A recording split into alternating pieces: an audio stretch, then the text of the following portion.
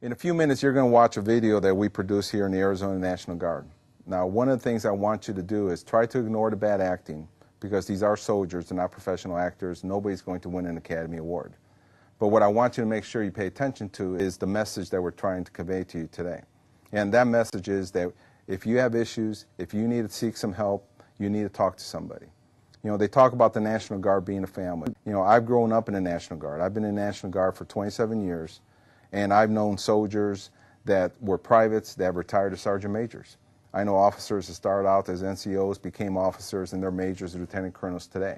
You know, because we do grow up as a family. And I want to make sure that you understand that as a family, you know, you have a responsibility to take care of soldiers. If you know somebody's having problems, and that's easy to do. You can obviously tell by body language. You know, not everybody's going to talk to you, but you should be looking for soldiers or friends who you know needs to talk to somebody. But there are soldiers, just like society, we have soldiers in the National Guard that have problems, either pay problems, issues with girlfriends, spouses, job, whatever might be the case, under a lot of stress. But the message we want you to get today is that if you have those kind of issues, we have a lot of people here that are not only can they help, but they want to help. And don't be shy about going to seek that kind of help. Everybody in the National Guard probably knows a family member, a friend, that has had issues with depression or suicide. I've had that situation in my family. I've had a family member that struggled through suicide tendencies and to this day still struggles about depression. Fortunately for me, they want to talk about it, and we're working through those issues. And everybody has these kind of problems. It's not unique. If you're one of those individuals that's all of a sudden you're feeling yourself stressed out, you think things can't get any better, you know, what I want you to understand, it's not BS. Things will be better tomorrow. And so if you're struggling, you need some assistance, find somebody.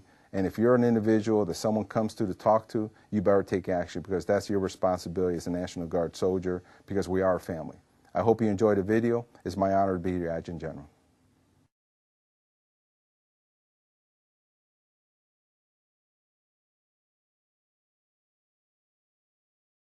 We are here today in the chapel at Camp Navajo for the memorial service for the next soldier to commit suicide. This is a setting that we have seen happen too many times this year in Arizona. We want to do everything we can to prevent this from happening again. We have a responsibility as leaders to help our soldiers and to help each other. The next soldier who commits suicide could be you, or it could be me. A leader listens. A leader refers. A leader intervenes. A leader gets involved. Are you a leader? I am 25 years old. I have a family. I hate going to these memorial services because I see all the hurting people left behind. Although I may not always remember this when I'm depressed or drunk, I know that my family would be very angry and hurt if I committed suicide. When I start feeling depressed and think that no one would care if I were to take my own life, I need to remember a number of things. Whatever I am dealing with right now is only temporary. Even if it is tearing me apart right now, tomorrow is another day. I will live through whatever is going on in my life, and suicide is not the answer to my temporary problems. I don't have to handle this alone. Even if I feel like I am alone, there are lots of people who want to help me. A family member listens. A family member refers. A family member intervenes.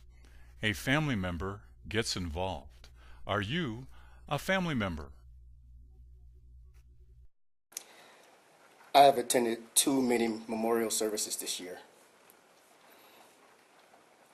I don't want the next one to be yours. Even if it doesn't feel like it today, you have so much to live for. You have your whole life ahead of you.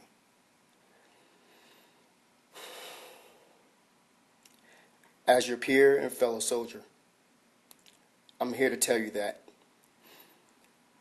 we all need help once in a while.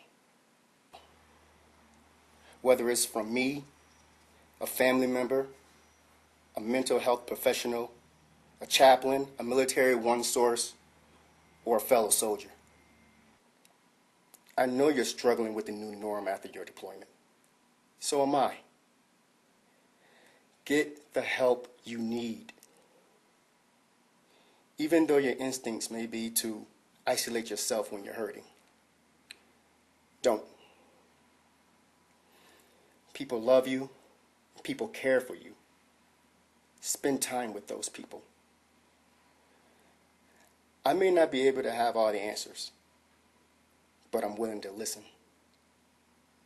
I want to listen to you. I want to hear what you have to say, because I'm here for you. A friend listens. A friend refers. A friend intervenes.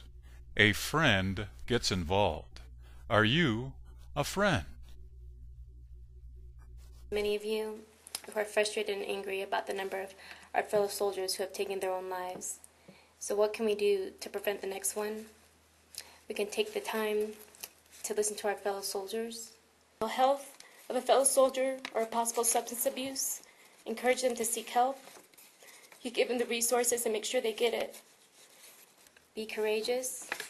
It takes true strength to confront someone, and it could save their life. Don't let your fellow soldier isolate themselves. People who isolate themselves when they're hurt, they're more likely to commit suicide. Help them see their value to others and to participate in their life. A Guard member listens. A Guard member refers. A Guard member intervenes. A Guard member gets involved. Are you a Guard member?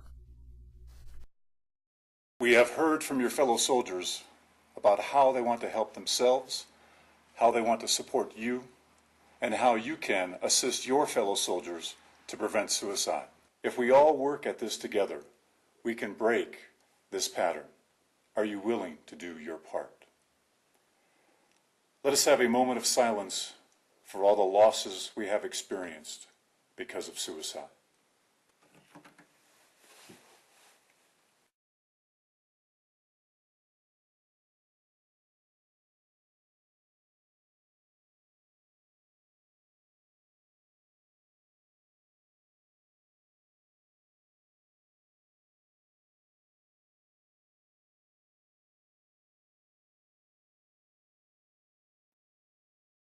Our soldiers face many problems.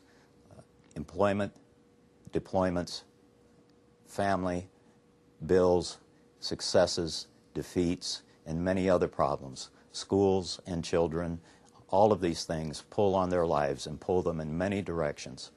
These are the things that our soldiers face and challenge us when we face the enemy of suicide.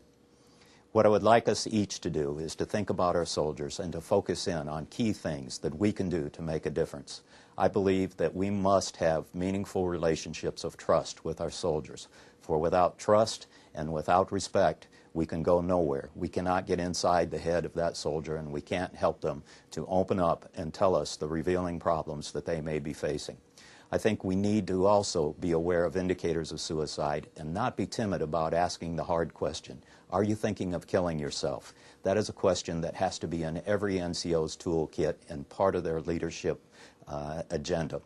And finally, I think we must foster an organizational climate that is free of reprisal and criticism so that those that are seeking help can find it easily. They need to be comfortable talking to us. They need to be able to look to their left and to their right and say, I need help, and not be afraid that's going to affect their career or their relationships with their leadership.